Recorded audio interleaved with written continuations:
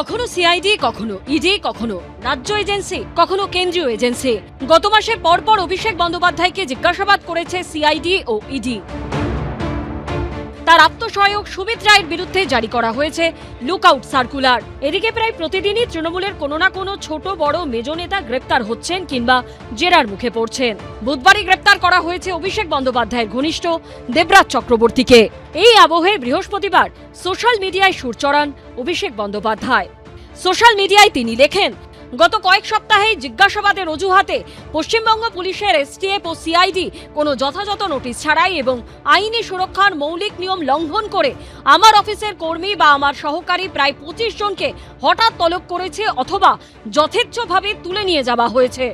পোস্টের পরের অংশে আরও এক ধাপ এগিয়ে অভিষেক বন্দ্যোপাধ্যায় দাবি করেন, আমার বিরুদ্ধে মিথ্যে বয়ান দেওয়ার জন্য তাদেরকে ভয় দেখানো হচ্ছে, হুমকি ও চাপ প্রয়োগ করা হচ্ছে, তাদের ফোন আড়ি পাতা হচ্ছে, এমনকি পরিবারের মহিলা সদস্যদেরও হয়রানি ও হুমকি দেওয়া হচ্ছে।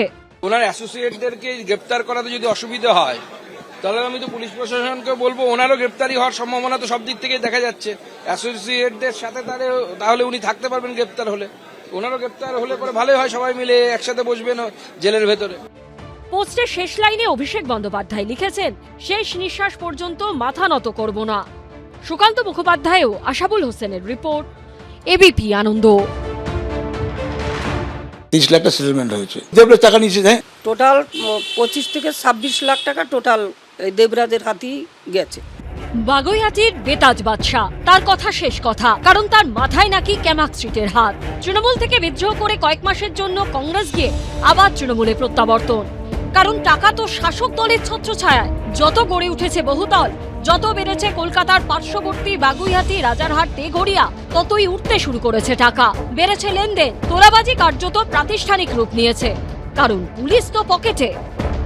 চেয়েছিল 1,50,00,000 অফা হয়েছিল, 27 দিয়েছিলাম।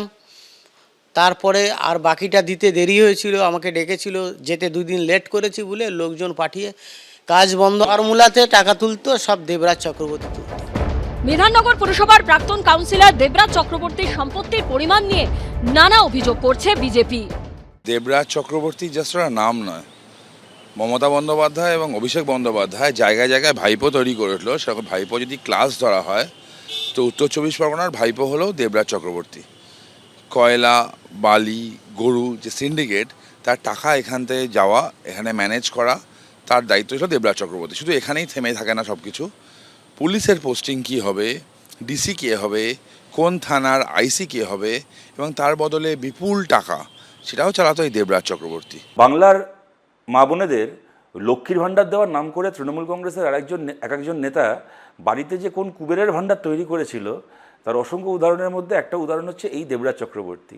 তৃণমূলের নেতা হওয়ার পরে, কাউন্সিলর হওয়ার পরে, বউ এমএলএ হওয়ার পরে এখন বাজার করতে যেত বিদেশি গাড়ি চেপে।